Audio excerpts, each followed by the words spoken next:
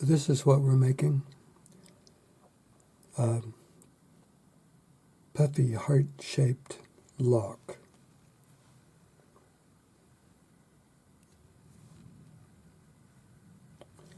And the hasp is just riveted in place.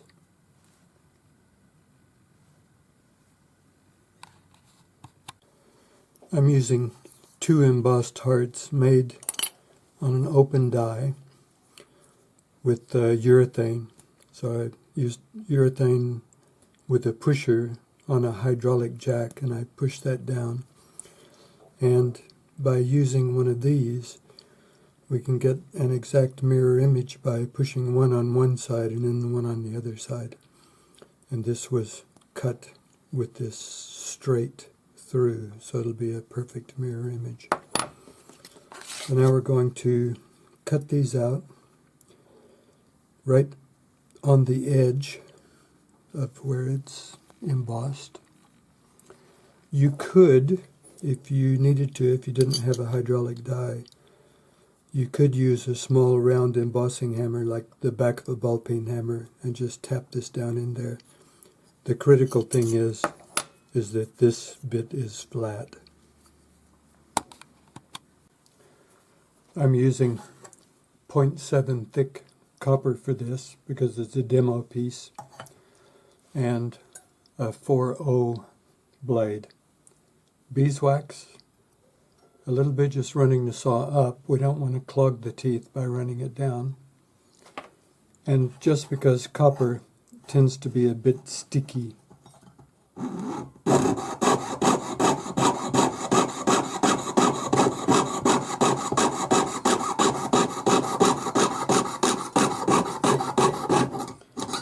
take your time, saw these out to within about 1/2 mil of the flat bit here, and then we can file it back to shape.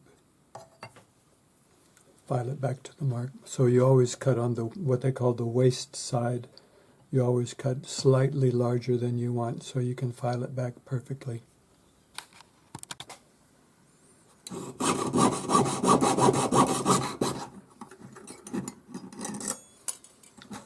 So that's one. Now we need to do the other one. So that's our 2 halves. Now we need to file them back so that the edge meets the part where it's rounded, and we want to make sure that they fit together perfectly. Easier to do it now than later. After you get that filed, what we're going to do is make a little spacer to hold them apart enough that we can make our hasp, or the hook part. So that's our beginning. So I'm just using a number 2 cut flat hand file, 6-inch, and brace it against the peg.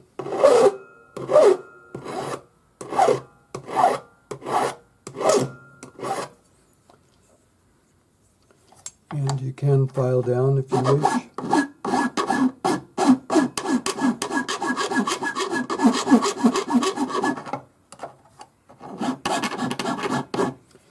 I find it a bit awkward. I usually prefer to file this way.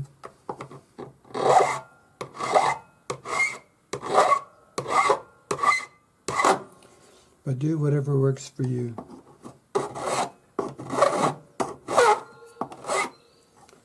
Do them both.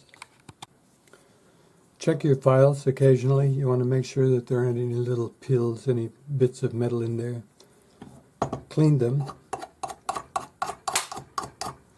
because if there are little pieces of metal when you're trying to file, when it hits the metal it just skips over and it doesn't cut. It's always good to have your files nice and clean. So check that these fit together quite nicely.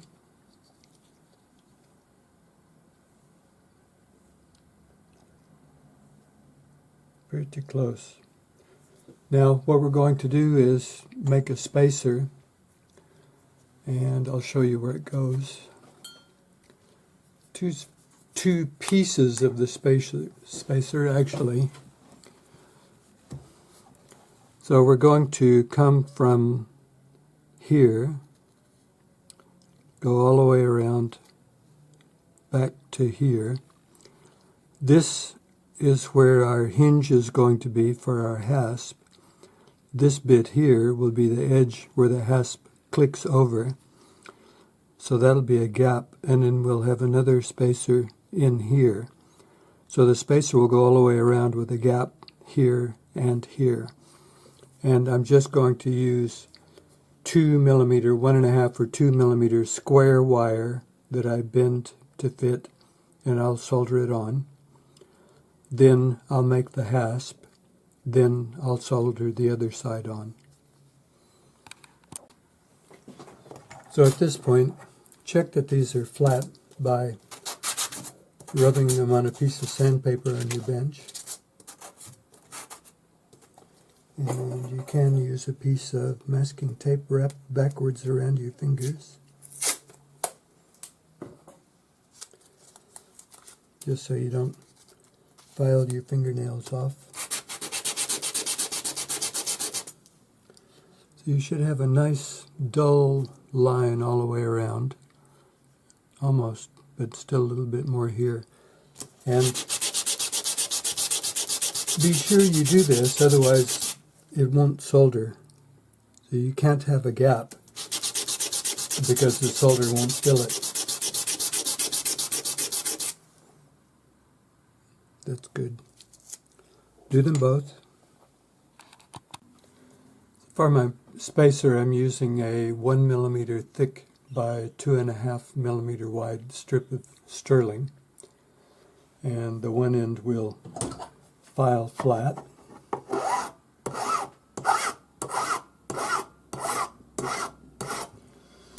Now you want to do all of your work on this before you solder it in, because once it's soldered in, it's almost impossible to do anything with.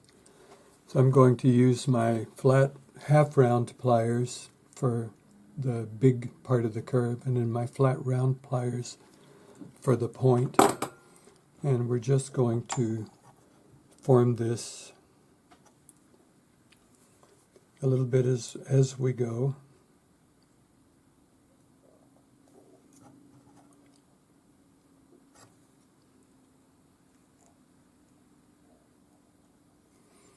Now these sides are fairly straight, so it'll be fairly straightforward.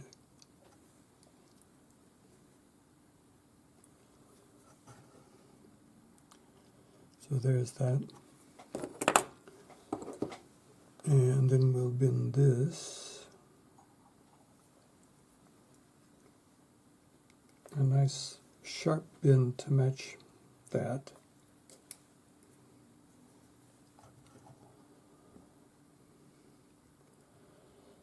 And then the other side, we'll just do it the same height so that it looks symmetrical. So take your time, make it as nice as possible, and then at this point we're going to bend that in fairly sharply because that's going to be our catch. So that's where our hasp will catch it. And saw this off about 2 millimeters long. So this is the bottom part of the spacer, and now we need to make the little top part, and that is just that. So get your lengths, and then we're going to turn this upside down on a charcoal block and solder it. So now you can see what my spacer looks like. And this is the gap where the hinge will be, and this is where the hasp will come down and click on this bit that's bent over. So we're ready to solder this on. Once the fit is correct, you need to sand this to make sure that it's flat so that you get a good solder connection. And while you're at it, do both sides. So what I'm going to do is place this on my charcoal block. I'm going to flux the edge. So mix up your flux.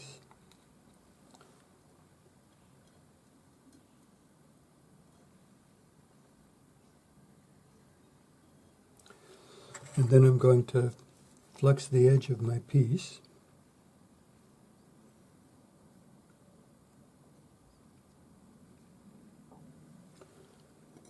And then I'm going to take hard solder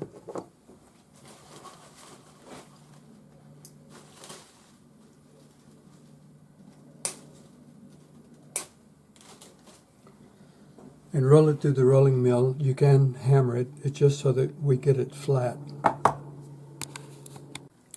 And I'm doing it that way so that I can cut fairly long pieces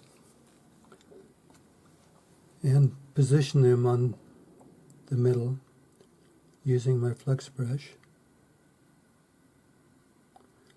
And because they're flat, they won't come off. And now I'm going to position this on top, get it all nicely lined up, and then I'll heat it up and flow the solder. Then I'll put this second little piece on. So I'm doing it separately because there's less of a chance for error that way. So get everything nice and lined up.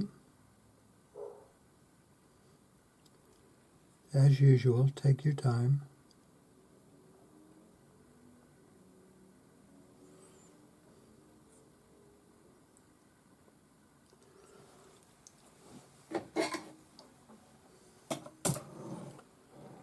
So I'm using a number 7 tip on my mini torch.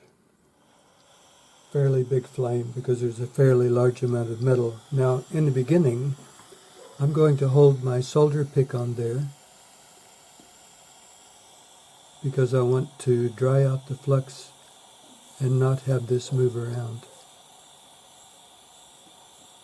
So you can see I'm just circling. And once your flux is dry, it'll hold everything in position. You can still push everything around with your solder pick. So now I'm going to zoom in so you can see. I get that backwards every time.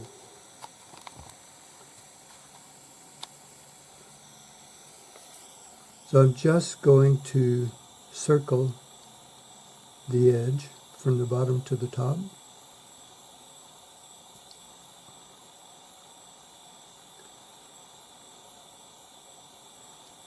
Your flux will go clear, and then you'll see your solder flow like that.